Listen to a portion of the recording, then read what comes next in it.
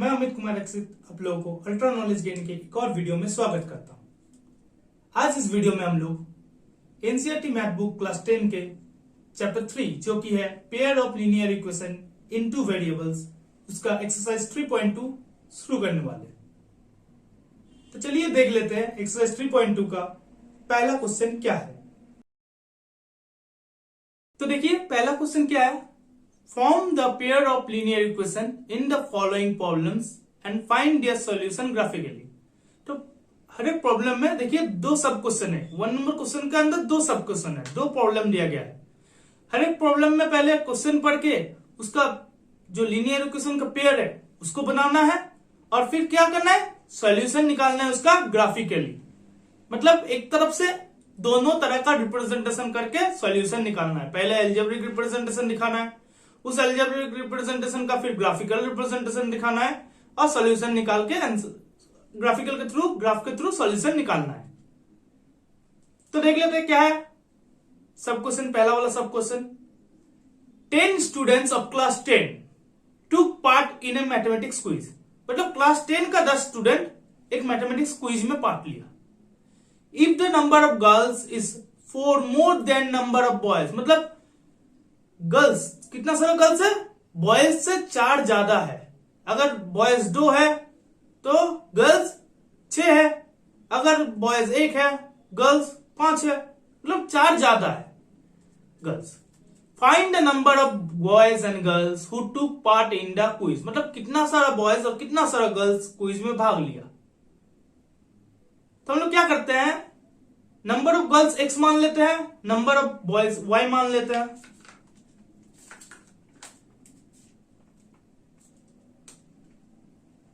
तो let the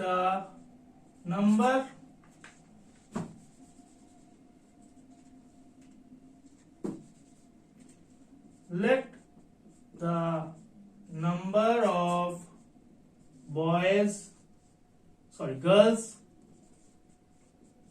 B x, फिर number of boys कितना होगा y। अगर गर्ल्स x है और बॉयज को y माने हैं तो कितना सारे स्टूडेंट था, मतलब जितना भी लड़की था या लड़का था सब मिला के कितना था, 10 था। पहले ही बोला गया 10 स्टूडेंट्स ऑफ क्लास 10। तो हम लोग पहला इक्वेशन क्या बोल सकते हैं, x plus y equal to 10। ये हमारा पहला इक्वेशन है, x plus y equal to 10 है पहला इक्वेशन। अब देखिए दूसरा इक्वेशन क्या बोला गया है कि लड़की 4 ज्यादा थे, लड़कों से लड़की ज्यादा थे। कितना ज्यादा, 4। तो क्या हो गया, x minus Y equal to 4। ये दूसरा इक्वेशन हो गया। ये हो गया हमारा पहला इक्वेशन, ये हो गया हमारा दूसरा इक्वेशन।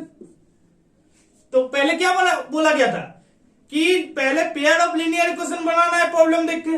हमने दोनों पेयर लीनियर इक्वेशन का बना लिया। अब क्या करना है, उसको ग्राफिकली रिप्रेजेंट करके सॉल्यूशन निकालना है। तो ग्राफिकल रिप्रेजेंटेशन के लिए क्या बताया था मैंने, अगर आपने 3.1 देखा होगा तो एक्सरसाइज, कि हमें कुछ एक्स वाई का वैल्यू चाहिए, कुछ एक्स वाई का कुछ वैल्यू लेके हर एक इक्वेशन का, तब जाकर ग्राफ प्लॉट कर सकते हैं, तब जाकर हमको सॉल्यूशन मिलेगा। तो चलिए पहला इक्वेशन के लिए कुछ एक्स वाई का मान निकाल लेते हैं। पहले हम लोग एक्स वाई का कुछ मान निकाल लेते हैं।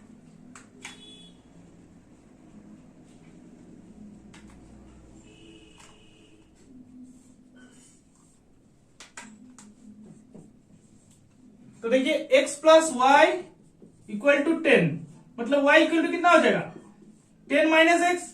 मतलब जितना x होगा उसको 10 से माइनस कर देंगे तो हम लोग का y में निकल जाएगा। तो पहले हम लोग x को ले लेते हैं 4, तो y कितना हो गया, 10 माइनस 4 6। फिर हम लोग x को ले लेते हैं 5, तो 10 माइनस 5 कितना होगा 5। और फिर हम लोग x को ले लेते हैं 6, तो 10 माइनस 6 कितना होगा 4। ये हमारा एक्स वाई मिल गया पहला इक्वेशन के लिए। हम लोग 4 5 6 लिए, आप लोग चाहे तो 1 2 3 4 कुछ भी ले सकते हैं, इसी से करना होगा, ऐसा कोई मतलब नहीं है। अब हम लोग दूसरा इक्वेशन में चले जाते हैं।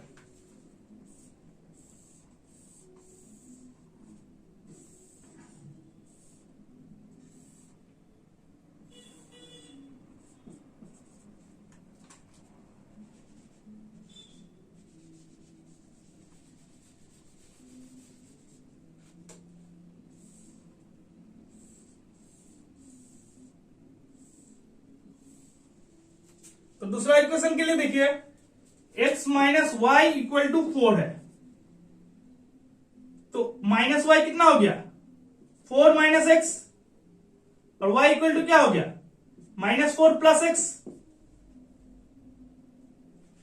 तो देखते हैं, हम लोग पहले कुछ भी x को 6 ले लेते हैं। x को हम लोग क्या ले लेंगे 6 ले लेंगे। x इक्वल टू 6 हो गया हम सपोज, तो क्या हो गया y equal to -4 plus 6 equal to 2 हो गया। मतलब x जितना भी लेंगे उससे y कितना होगा 4 कम होगा। तो अब हम लोग इसको 7 ले लेते हैं, तो 7 कम ले लेंगे तो क्या होगा 4 कम होगा, मतलब क्या 3 होगा। और हम लोग अगर x को 8 ले ले तो 4 कम होगा, मतलब क्या देखिए वहां से 4 घट जाएगा, तो क्या हो जाएगा 4 हो जाएगा। ये हो गया। तो हमने दोनों इक्वेशन को पहले एल्जेब्रिकल रिप्रेजेंटेशन निकला, प्रॉब्लम का दोनों इक्वेशन निकला, फिर हमने उनका कुछ एक्स वाई का पॉइंट निकाल लिया ताकि ग्राफ प्लॉट कर सके। अब देखिए ग्राफ तो ग्राफ में हमने क्या किया है, ग्राफ में हम लोगों ने पहले पहला इक्वेशन का एक्स और वाई का मान 3 पॉइंट बनाया है, एक 4 और 6, एक 5 और 5, एक 6 और 4। देखिए वहां पर तीनों पॉइंट को फिर हम लोग ज्वाइन कर लिए, तो उससे एक लाइन मिला हमें। वो क्या लाइन है, वो इस इक्वेशन का लाइन है दोस्तों, x plus Y equal to 10 इस इक्वेशन का लाइन है वो। अब हम लोगों ने सेकेंड इक्वेशन की तरफ गया, पहला इक्वेशन का तो प्लॉट करना हो गया, अब दूसरा इक्वेशन का x minus Y equal to 4 का। तो हमने क्या किया 6 और 2 पॉइंट लिए, 7 और 3 का पॉइंट लिए, 8 और 4 का पॉइंट लिए, तीनों पॉइंट को हम लोगों ने ज्वाइन कर लिए। तो हमको क्या लाइन मिला, इस इक्वेशन का लाइन मिला। वो लाइन का हर एक पॉइंट इस इक्वेशन को सेटिस्फाई करता है। मैंने ये और अच्छी तरह से एक्सरसाइज 3.1 में भी समझाया और चैप्टर 3 का इंट्रोडक्शन वीडियो में भी समझाया। अगर आप लोग को समझने में दिक्कत हो रहा है तो आप लोग वो वीडियो देखिए और क्लियर हो जाएगा। तो हम लोगों ने दोनों इक्वेशन का ग्राफ प्लॉट कर लिया। देखिए अब देखिए कहां मिल रहा है, वो ग्राफ एक जगह इंटरसेक्ट कर रहा है। तो वो ग्राफ कहां इंटरसेक्ट कर रहा है, देखिए तो जहां इंटरसेक्ट कर रहा है क्या, from the graph the lines intersect at x equal to 7 में और y इक्वल टू 3 में। देखिए x इक्वल टू 7 और y इक्वल टू 3, जो पॉइंट में इंटरसेक्ट किया है उसका x वैल्यू है 7 और y इक्वल टू 3 है। तो देयर वेयर, ये लाइन खींच ली हम लोग और ये हम लोग ने एक लाइन खींच ली, उधर ग्राफ है। तो there where 7 girls and 3 boys। तो हमारे पास कितना गर्ल्स था, 7 गर्ल्स था और 3 बॉयज था। तो हमने पहला इक्वेशन, पहला क्वेश्चन, पहला प्रॉब्लम सॉल्व कर लिए। अब क्वेश्चन 1 का सेकंड प्रॉब्लम क्या किया है देखते हैं। तो इसको रब कर लेते हैं पहले, फिर करते हैं सेकंड प्रॉब्लम पहला क्वेश्चन का।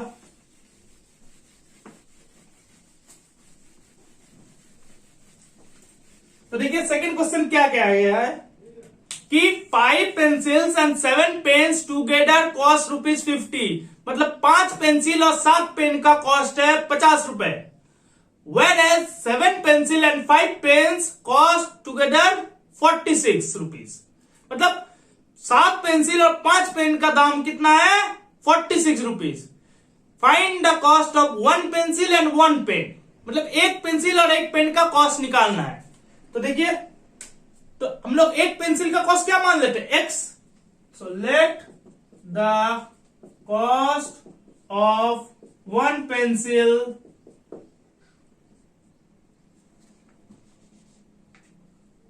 पेंसिल बी एक्स, और let the cost of one pen का कितना, बी वाई। तो हम लोगों ने एक पेन का कॉस्ट वाई माना, एक पेंसिल का कॉस्ट एक्स माना। तो पहले क्या किया गया, 5 पेंसिल और 7 पेन लिया गया। तो 5x plus 7y equal to कितना दाम लिया था, 50 रुपए। तो 50 रुपीज, ये हो गया इक्वेशन 1। और दूसरा इक्वेशन क्या है, इसको थोड़ा इधर करके लिखते हैं, 5x plus 7y equal to 50। दूसरा वर्ड क्या लिया गया, 7 पेंसिल लिया गया और 5 पेन लिया गया, जिसमें कितना लगा, 46 रुपीज लगा था। तो 46 रुपीज।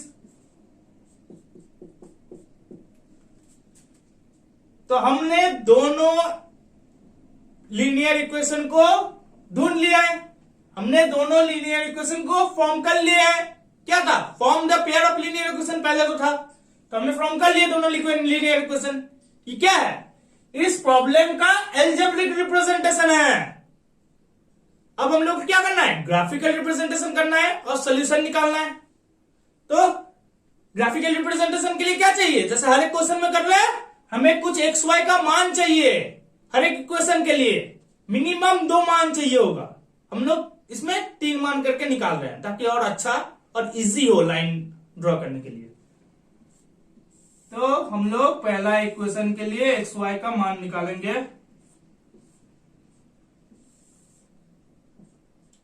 एक्स और वाई तो क्या है, 5x plus 7y equal to 50। 5x plus 7y equal to 50। तो 7y इक्वल टू क्या हो जाएगा, 50 माइनस 5x, और y इक्वल टू कितना हो जाएगा, 50 माइनस 5x बाय 7। तो हम लोग क्या करते हैं, पहले तो हम लोग x को 3 मान लेते हैं। तो x को हम लोगों ने 3 मान लिया, देखते हैं क्या होता है। y इक्वल टू कितना हो गया, 50 माइनस 5 इंटू 3 कितना होता है, 15 होता है, बाय 7। तो 35 बाय 7 मतलब क्या हो गया, 7 5 से 35, 5 हो गया। तो y कितना हो गया, 5। जब हम लोगों ने x को 3 लिया तो y कितना हो गया, 5। अब देखते हैं, अब हम लोग x को 10 मान लेते हैं। 10 मान लिए तो क्या हो गया, देखिए y equal to 50 minus 5 into 10 कितना होगा, 50 बाय 7 इक्वल टू 0 बाय 7 मतलब 0। तो y कितना निकल गया, 0। अब हम लोग देखिए, जब x को 10 लिए तो y 0 निकल गया। अब हम लोग y को ही 10 ले लेते हैं। हम लोग y को क्या करेंगे, 10 ले लेंगे। y को 10 ले लेंगे तो क्या होगा, देखिए 5x इक्वल टू क्या हो जाएगा, 50 माइनस 7y, और x इक्वल टू कितना हो जाएगा, 50 माइनस 7y बाय 5। तो देखते हैं, y को हम लोग 10 मान लिया, तो x इक्वल टू कितना हो गया, 50 माइनस 7 इंटू 10 कितना होता है, 70 बाय 5 कितना हो गया, माइनस 20 बाय 5। या फिर हम लोग क्या बोल सकते हैं इसको, 5 4 जा 20 होता है तो क्या होगा, -4 हो गया। तो x हो गया -4। x हो गया क्या, -4। तो हमने पहला इक्वेशन का 3 पॉइंट निकाल चुके हैं। अब हमको क्या चाहिए, दूसरा इक्वेशन का 3 पॉइंट।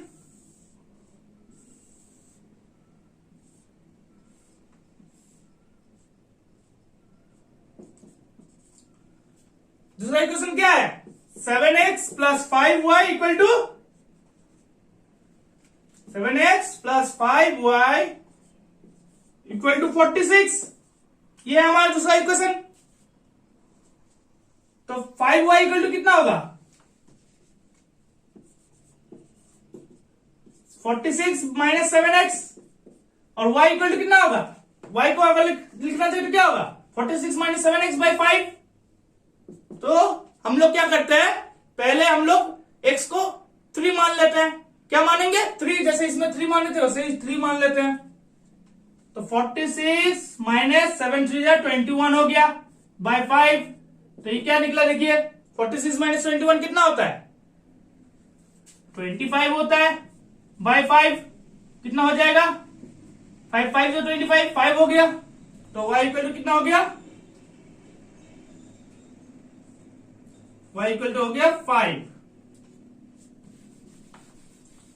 अब हम लोग x को 8 मान लेते हैं। x को 8 मान लिए, तो 8 मान लिया तो देखिए 46 माइनस 7 8 जा 56 बाय 5। 7 8 जा कितना होता है? 56 होता है। तो क्या हो गया? माइनस 10 बाय 5 मतलब -2 हो गया, -2। अब हम लोग y को 12 मान लेते हैं। चलिए y को एक बार 12 मान लेते हैं। y को अगर 12 मान लिया तो x का वैल्यू क्या होगा? देखिए x इक्वल कितना हो जाएगा? 46 माइनस 5y बाय 7, ये होगा x निकालने का फॉर्मूला। तो x इक्वल टू 46 माइनस 12 5 कितना होता है? 60 बाय 7। तो कितना निकला? ये निकला क्या? 14 माइनस 14 बाय 7 इक्वल टू कितना हुआ? -2। तो -2। तो हमने दोनों इक्वेशन के लिए, देखिए दोस्तों, दोनों इक्वेशन के लिए हमने 3 पॉइंट बना लिए, निकाल लिए 3 पॉइंट। मैंने x को यहां पर 3 10 -4 पकड़ा। आप चाहे तो दूसरा कुछ भी पकड़ सकते हो, x को पकड़ सकते हो, y को पकड़ सकते हैं, यही पॉइंट लेना होगा, ऐसा कुछ नहीं है। हम लोग को दोनों इक्वेशन का पॉइंट निकालना है, कुछ भी निकले। अगर हम यहां पर x3 की जगह 1 एज्यूम करते तो y दूसरा निकलता, लेकिन उसी से तो भी ग्राफ होता ना। ऐसा नहीं है कि इसी से निकालना पड़ेगा, आप लोग चाहे तो दूसरा कुछ पॉइंट भी निकाल सकते हैं। ओके, तो देखिए अब ग्राफ प्लॉट करते हैं। देखिए ग्राफ, तो पहले हम लोग क्या करेंगे? इक्वेशन 1 का करेंगे क्या? 3 और 5, 10 और 0, -4 और 10, तीनों पॉइंट दिया हुआ है। देखिए तीनों पॉइंट से एक लाइन ज्वाइन किया हम लोग, तीनों को ज्वाइन किया। फिर हमने क्या किया? सेकंड इक्वेशन का, पहला इक्वेशन का हो गया। अब सेकंड इक्वेशन का क्या किया? 3 और 5, 8 और -2 और 12, तीनों पॉइंट को प्लॉट किया है। और अब ये दूसरा इक्वेशन का लाइन बना ली उसको ज्वाइन करके, 2 लाइन मिल गया। पहला इस इक्वेशन का लाइन, दूसरा इस इक्वेशन का लाइन। अब देखिए वो दोनों लाइन एक जगह इंटरसेक्ट किया है। कहां किया है? x इक्वल टू 3 और y इक्वल टू 5 में। तो हम लोग क्या लिख सकते हैं? Hence the lines intersect at x equal to 3 and y equal to 5, यही दोनों जगह, and y equal to 5, ये दोनों जगह इंटरसेक्ट किया है। मतलब क्या? x इक्वल टू 3 में इंटरसेक्ट किया है, मतलब क्या है? 1 पेंसिल का कॉस्ट हम लोग x माने थे, मतलब कॉस्ट ऑफ 1 पेंसिल कितना हुआ? 3 रुपीज। तो cost of 1 pencil equal to ₹3। और एक पेन का दाम कितना हुआ? y कितना था? 5 निकला। तो cost of 1 pen equal to ₹5 हो गया। तो ये हो गया हमारा आंसर, सॉल्यूशन निकल गया। अब देख लेते हैं दूसरा क्वेश्चन क्या है। तो देखिए हमारा सेकंड क्वेश्चन क्या बोल रहा है? On comparing the ratios of a1 by a2, b1 by b2 and c1 by c2, find out whether the lines representing the following pairs of linear equation intersect at a point, are parallel or coincident। तो ये जो ratio है a1 by a2, b1 by b2 और c1 by c2, इससे कैसे क्या निकलता है पहले वो जान लेते हैं, फिर 2 नंबर का सब क्वेश्चन सब सॉल्व करेंगे। तो देखिए क्या है, सपोज दोनों इक्वेशन दिया गया है a1x plus b1y plus c1 equal to 0 और दूसरा a2x plus b2y plus C2 equal to 0। तो हमें 3 रेशियो मिलेगा, एक A1/A2, एक B1/B2, एक C1/C2। अब कैसे जानेंगे इसमें कैसा लाइन फॉर्म होगा, या फिर दूसरा और कैसा जानेंगे जो जानना चाहिए। तो देखिए, जब केस वन क्या होगा, जब ये और ये रेशियो इक्वल नहीं होगा, अगर ये दोनों एक नहीं हुआ तो हम लोग को सी और देखने का जरूरत नहीं।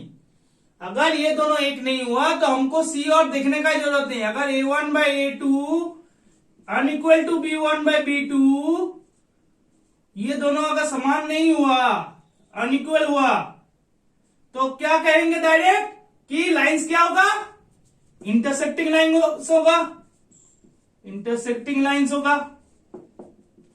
अगर लाइंस इंटरसेक्ट करेगा मतलब क्या, अगर लाइंस इंटरसेक्ट करेगा तो एक यूनिक सॉल्यूशन मिलेगा, एक यूनिक सॉल्यूशन मिलेगा। तो ए यूनिक सॉल्यूशन,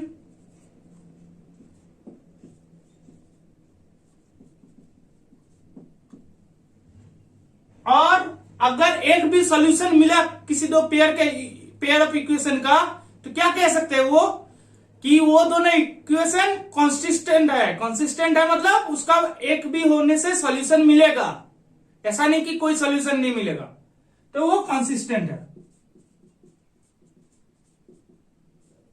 वो कंसिस्टेंट मिलेगा हमें।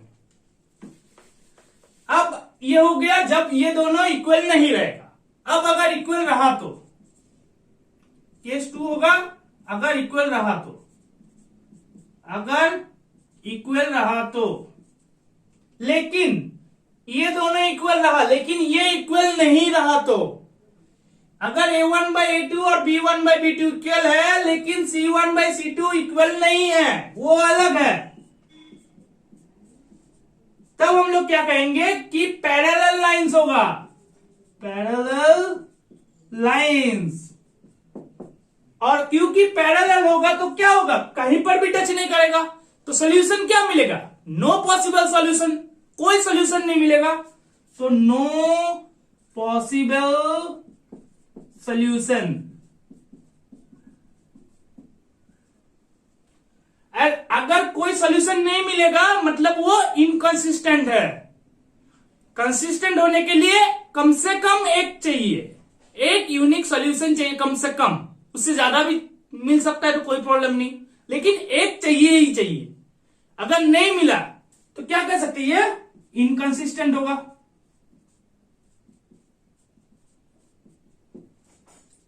तीसरा क्या है, अगर तीनों इक्वल होगा तो, एक पहले दिखाई कि वो दोनों ही पहले अनइक्वल रहा, दूसरा में दिखाई वो दोनों पहले इक्वल रहा लेकिन तीसरा से इक्वल नहीं रहा, अब तीनों ही इक्वल रहा।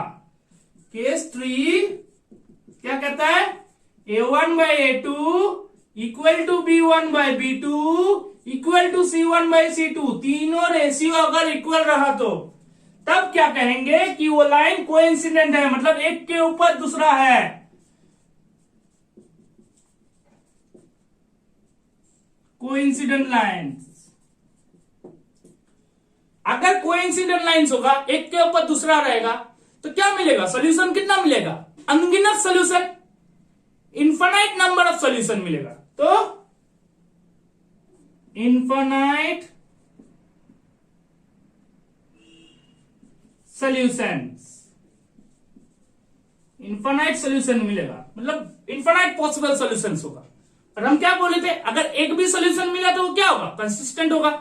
इसमें तो हजारों मिल जा रहा है, एक क्या तुम्हें हजारों दे देगा, infinite number of possible solution, तो ये क्या होगा, ये तो कंसिस्टेंट होगा ही। तो ये क्या हो जाएगा, कंसिस्टेंट। तो हमने देखा कि कैसे A1/A2, B1/B2 और C1/C2 के रेशियो देख के कैसा पता चलेगा कि कौन सा लाइंस बनेगा ग्राफ में, कैसे पता चलेगा कि कितना सॉल्यूशंस मिलेगा, और कैसे पता चलेगा कि वो दोनों इक्वेशन कंसिस्टेंट है या इनकंसिस्टेंट है।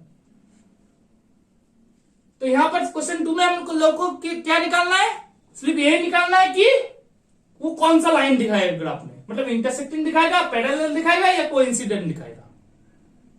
आप लोग देखिएगा, इसका क्वेश्चन 3 में, इसी एक्सरसाइज का क्वेश्चन 3 में पूछा गया है कि दोनों इक्वेशन दिया हुआ है, उसका कंसिस्टेंट है या इनकंसिस्टेंट है।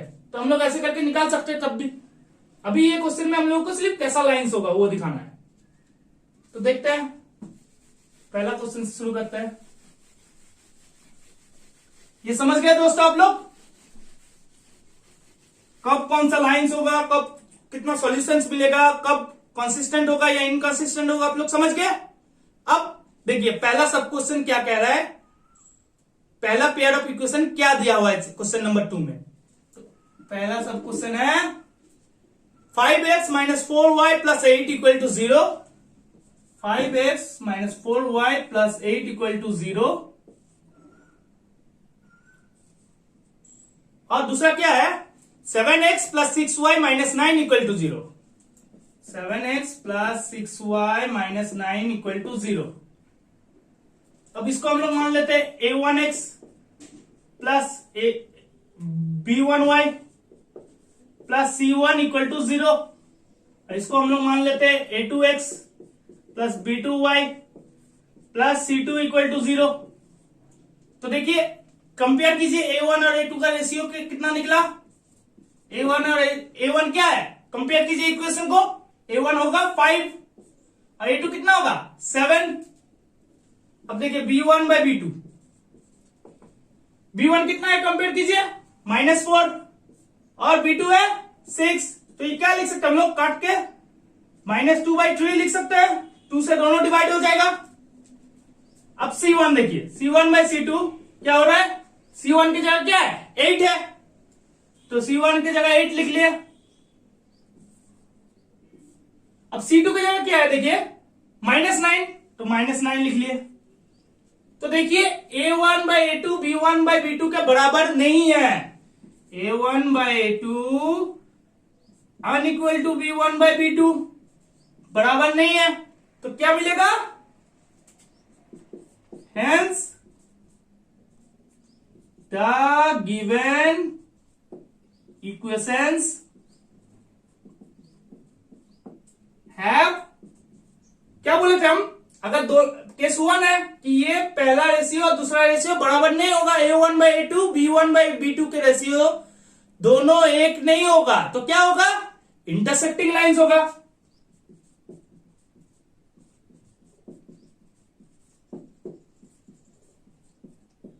तो पहले का आंसर मिल गया कि वो इंटरसेक्टिंग लाइंस होगा।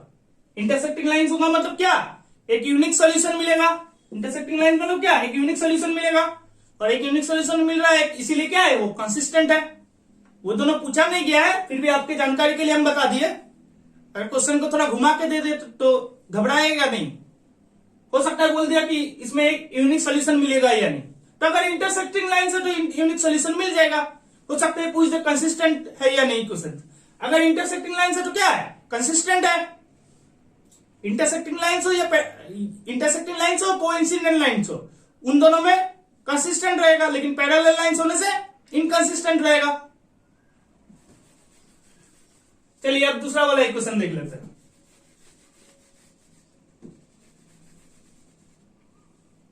तो दूसरा वाला इक्वेशन क्या है, पेयर ऑफ इक्वेशन क्या है, देखिए दूसरा वाला है, पहला इक्वेशन है 9x + 3y + 12 = 0।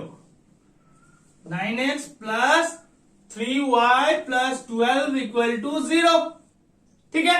अब दूसरा इक्वेशन क्या है देखिए 18x + 6y + 24 = 0।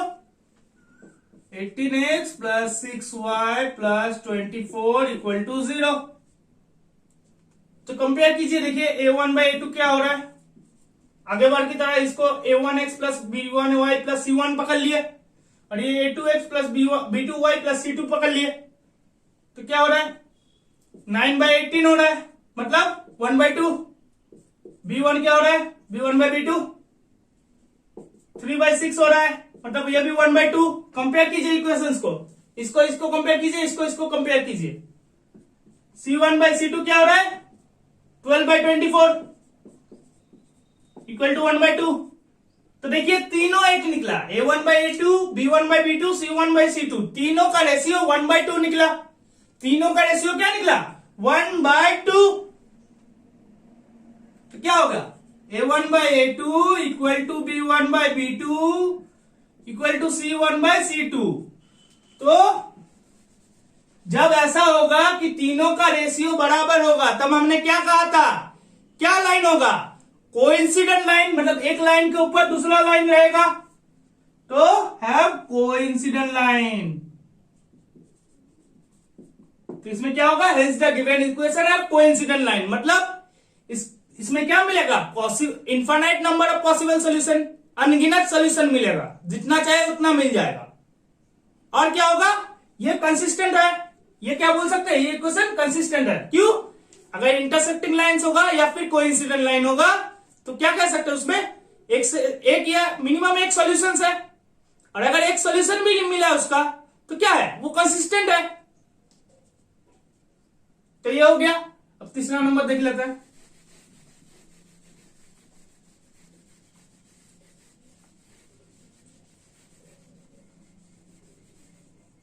देखिए तीसरा नंबर का पहला इक्वेशन क्या है, 6x minus 3y plus 10 equal to 0। 6x minus 3y plus 10 equal to 0। और दूसरा इक्वेशन क्या है, 2x minus y plus 9 equal to 0। 2x minus y plus 9 equal to 0। तो देखिए a1/a2 जैसे कंपेयर करना था, बाकी दो की वैसे ही करते हैं। 6/2 मतलब हो गया ये 3/1, b1/b2 इक्वल टू -3/-1, मतलब ये माइनस और माइनस कट जाएगा तो क्या बचेगा 3/1। और सी नंबर क्या निकला, c1/c2 10/9, ये हो गया। तो देखिए यहां पर a1/a2 b1/b2 के बराबर है, दोनों ये 3/1 है, लेकिन c1 और c2 के बराबर नहीं है। ये दोनों रेशियो बराबर है, ये अलग है। देखिए इसमें कितना निकला 3/1, इसमें भी 3/1, लेकिन उसमें अलग निकला 10/9 निकला। तो हम लोग क्या लिख सकते हैं, a1/a2 equal to b1/b2 unequal to c1/c2।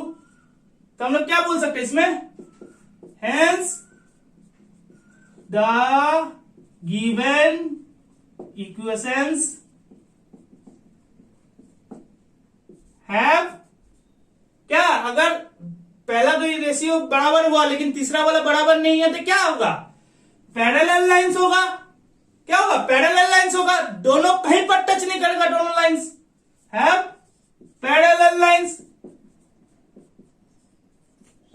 अब देखिए दोनों कहीं पर टच नहीं कर रहा, मतलब क्या, कोई सोल्यूशन नहीं मिलेगा, नो पॉसिबल सोल्यूशन। और अगर एक भी सोल्यूशन नहीं मिला तो क्या होगा, इनकंसिस्टेंट होगा। तो हमको यहां पर सिर्फ क्या लाइंस होगा वो दिखाना था, एक्स्ट्रा सोल्यूशन मिलेगा या नहीं मिलेगा, या कंसिस्टेंट या इनकंसिस्टेंट है। हम क्यों बता दिए कि अगर घुमा के दे दिया क्वेश्चन तो आप लोग कंफ्यूज ना हो जाए, घबराइए मत। रेशियो देखिए, केस देखिए, अगर इंटरसेक्टिंग लाइंस होगा तो एक यूनिक सॉल्यूशन मिलेगा और कंसिस्टेंट होगा। अगर पैरेलल लाइंस होगा तो नो पॉसिबल सॉल्यूशन और इनकंसिस्टेंट। अगर कोइंसिडेंट लाइन होगा तो इनफाइनाइट नंबर ऑफ सॉल्यूशन मिल जाएगा आपको और कंसिस्टेंट होगा। तो चलिए क्वेश्चन नंबर 2 हमने सॉल्व कर लिया। हमने इस वीडियो में क्वेश्चन नंबर 1 और क्वेश्चन नंबर 2 सॉल्व किए एक्सरसाइज 3.2 का। बाकी सब क्वेश्चंस हम लोग इसके अगला वाला वीडियो पार्ट 2 में सॉल्व करेंगे। तब तक के लिए थैंक यू।